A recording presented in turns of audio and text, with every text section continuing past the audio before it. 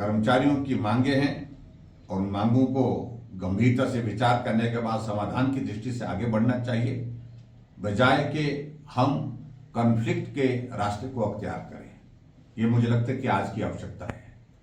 और निश्चित रूप से मैं इस बात को मैं कह सकता हूं, जो भारतीय जनता पार्टी की सरकार रही, उस सरकार के दौरान हमने कोशिश की है कर्मचारियों के सारे मसलों का समाधान करने की। सब मसले समाधान नहीं हो पाते हैं, लेकिन उसके बाद समय पर सैलरी, समय पर उनकी डीए, एरियर्स और इसके साथ साथ में जो पेंशन के लिए जो हमारे जो रिम्बर्समेंट का जो पैसा था उसका हमने समय पर हमने जारी किया है। आज प्रमोशंस रुकी पड़ी है, एरियर्स रुके पड़े हैं, डीए रुका पड़ा है, मेडिकल रिम्बर्समेंट रुकी पड़ी है कर्मचारियों की। उन सारी बातों को लेकर के सरकार को करना चाहिए था, लेकिन मैं इस बात को देख रहा हूं कि कर्मचारियों के भी कई गुट आकर के आपस में कॉन्फ्लिक्ट होकर लड़ रहे हैं। एक कह रहा कि हमें मान्यता दे, दूसरा कह रहा है हमें मान्यता दे। तीन जो है कर्मचारियों के तीन चार गुट बने पड़े हैं।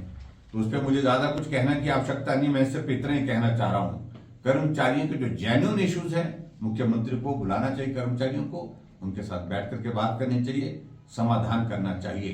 कर्मचारी हितैषी की भाषण तो बहुत बोलिए, लेकिन कर्मचारियों के हित में आपने 2.25 वर्ष के कार्यकाल में कुछ किया ही नहीं है। ये हकीकत है। आज समय पर कोई भी चीज कर्मचारियों को नहीं मिल पा रही है।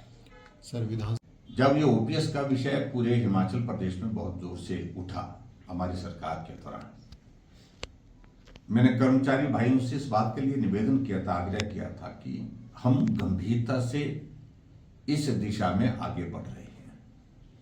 हमने इस विषय को बहुत प्रभावी ढंग से केंद्रीय नेतृत्व के समक्ष रखा है। आप संयम रखें, निश्चित रूप से आपको निराश होने की आवश्यकता नहीं होगी। और आज मुझे इस बात की खुशी है कि पिछले कल जो केंद्र सरकार ने जो फैसला किया है, ओपीएस नाम नहीं दिया गया है, लेकिन उसके साथ यूपीएस उसका नाम दिया गया है। और यूपीएस की इस स्कीम का पूरे देश भर में कर्मचारी स्वागत कर रहे हैं, अभिनंदन कर रहे हैं।